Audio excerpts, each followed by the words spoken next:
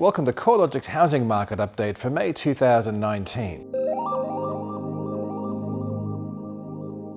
Australian dwelling values fell 0.5% last month as the pace of home value declines continued to ease after moving through a recent low point in December last year, when national dwelling values were falling at a much faster rate.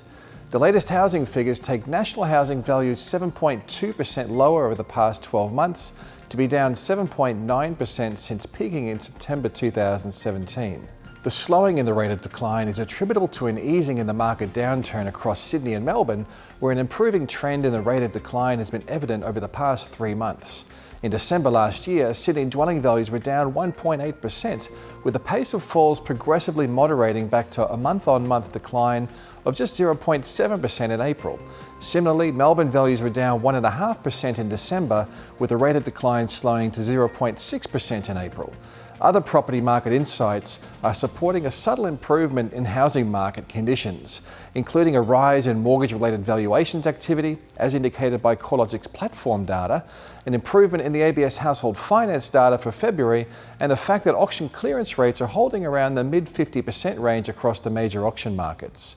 While none of these indicators could be described as strong, the current trend of the data implies that housing market conditions may have moved through the worst of the downturn.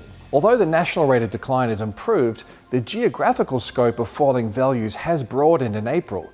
Dwelling values fell across every capital city apart from Canberra, while across the regional areas of Tasmania, Victoria and South Australia also avoided a fall. The broad-based nature of weaker housing market conditions highlights that tighter credit conditions are having a dampening effect across all markets. Annually, national dwelling values were down 7.2%. That's the largest decline since the 12 months ending February 2009, which was associated with the global financial crisis. Focusing on the Sydney market, dwelling values were down by 0.7% over the month. Although the month-to-month falls remained substantial, this was the smallest decline in 6 months, continuing a trend that has seen the rate of decline improving since the beginning of 2019. Since peaking, Sydney values have reduced by almost 15%, providing a substantial improvement to housing affordability and pushing rental yields higher. Listing numbers across the Sydney marketplace remain high, providing buyers with a wide range of choice and a strong negotiation position. Vendors, on the other hand, are continuing to face a challenging selling environment, which has led to a substantial reduction in new listings being added to the market. Overall, we're seeing further evidence that the worst of the housing market conditions might now be behind us.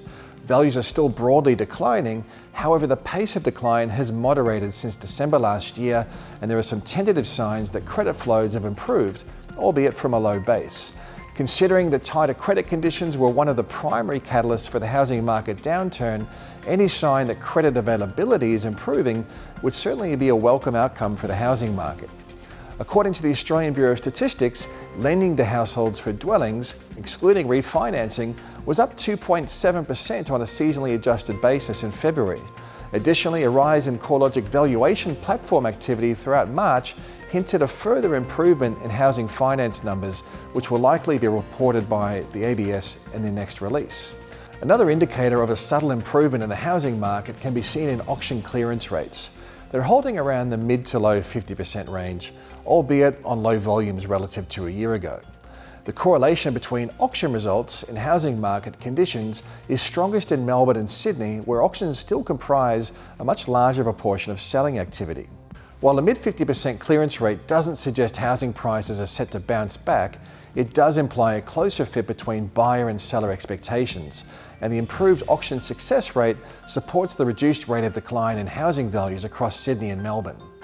Although housing values aren't falling as rapidly as they were previously, we're still seeing values trending lower across most regions of Australia, and any recovery in dwelling values is likely to be a long-term outlook.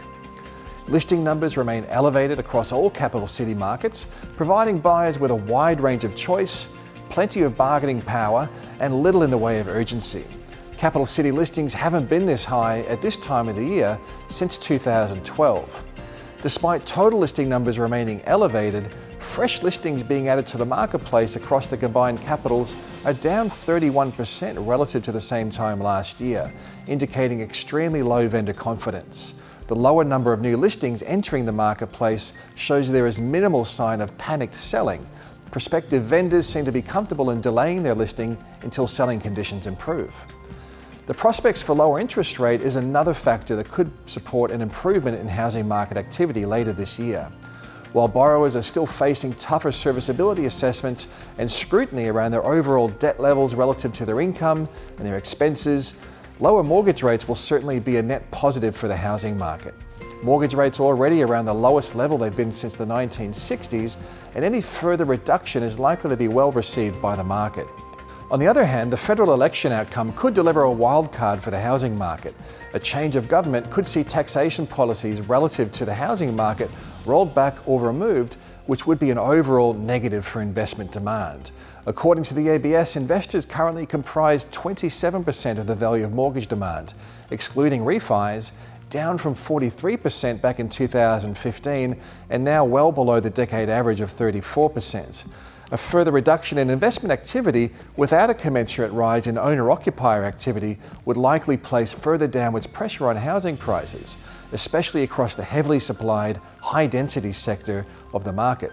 With so many uncertainties in the marketplace, it's more important than ever to stay up to date with the latest trends and market information.